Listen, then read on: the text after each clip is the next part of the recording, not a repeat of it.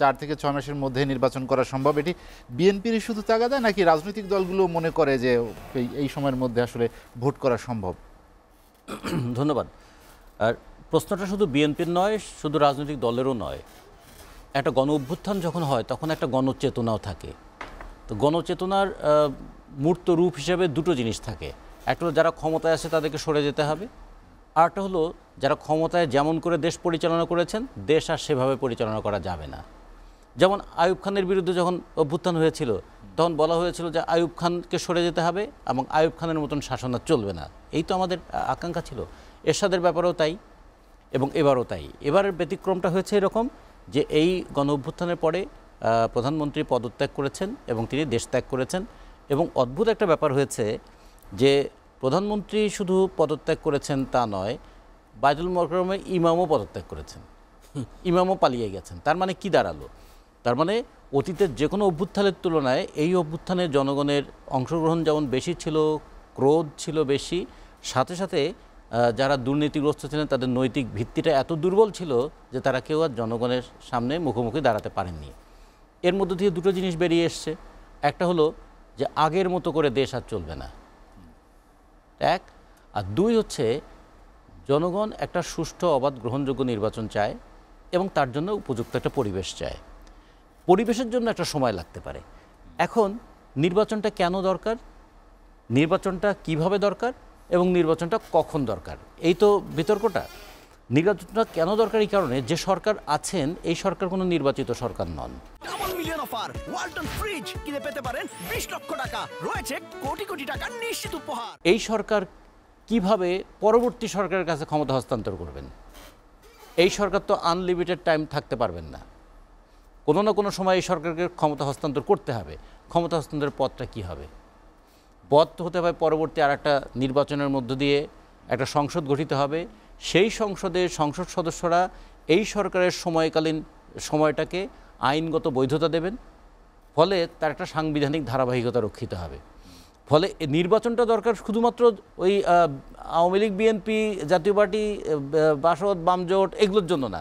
দরকার হচ্ছে যে এই যে আওয়ামী লীগ ক্ষমতা থেকে উচ্ছেদ হলো, যারা ক্ষমতায় এলো তারা যে ক্ষমতায় এলো সেই আশাটাকে আইনসঙ্গত করতে হবে না?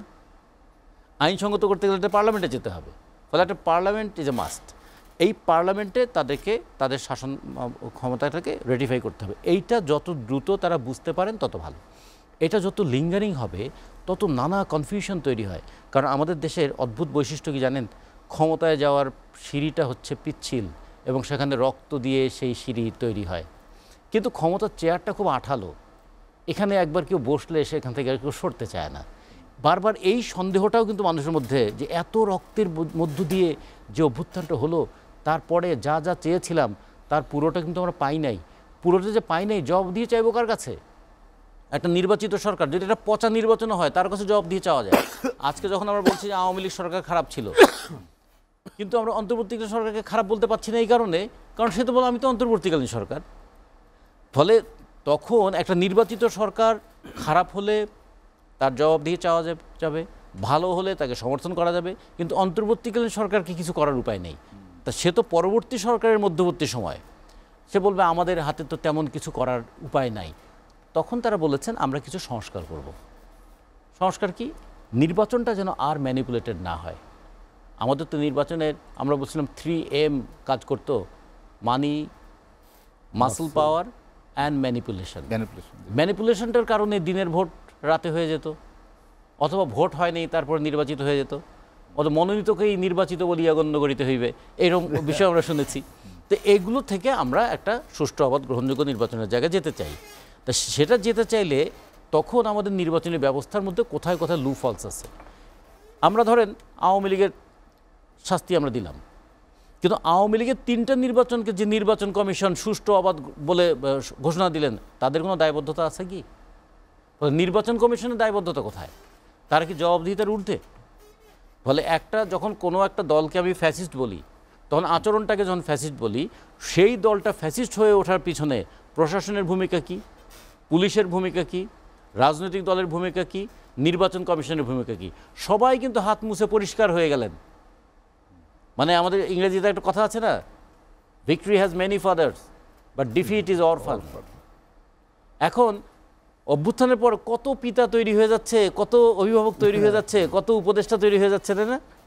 কিন্তু এখন যখন শেখ হাসিনা পরাজিত হয়েছেন, শেখ হাসিনা সব দোষ শেখ হাসিনার। তাহলে এখন শেখ হাসিনা কি একা সব করেছিলেন? শেখ হাসিনা কি প্রক্রিয়া করেছিলেন?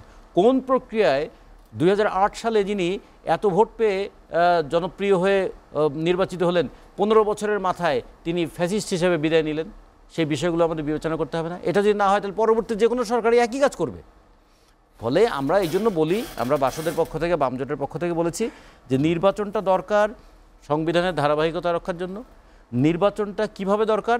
নির্বাচনটা একটা যেন আর আগের মতো ম্যানিপুলেটেড নির্বাচন না হয়, সেইভাবে নির্বাচন হওয়া দরকার। কখন হওয়া দরকার? জনগণের মধ্যে কোনো সন্দেহ দানা বেঁধে ওঠার আগেই নির্বাচনটা হয়ে ওঠা দরকার। ফলে এর জন্য আমরা কি টাইম লিমিটের কথা বলবো? 3 মাস না 2 মাস না 2 মাস 29 দিন, এরকম তো আমরা বলবো না। আমরা বলবো যে কখন আমরা বুঝতে পারবো যে সময়টা পরিপক্ক হয়েছে। এখন যদি কেউ বলে সমস্ত সংস্কার শেষ করে তারপরে নির্বাচন, তাহলে অনেকটা এইরকম হয়ে যাবে। আগের আওয়ামী লীগ সরকার বলেছিল না, আমাদের সামনে দুটো জিনিস দাঁড় করিয়েছিল, উন্নয়ন চান না গণতন্ত্র চান? তো বলছে অধিক মাত্রার উন্নয়ন এবং অল্প স্বল্প গণতন্ত্র। তা অথবা উন্নয়ন হলেও চলবে, গণতন্ত্র না থাকলেও চলবে।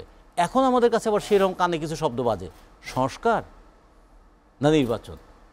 আমরা বলি নির্বাচনের লক্ষ্যে সংস্কার এবং সংস্কার করে নির্বাচন, এই দুটো যেন পরস্পরের পরিপূরক হয়।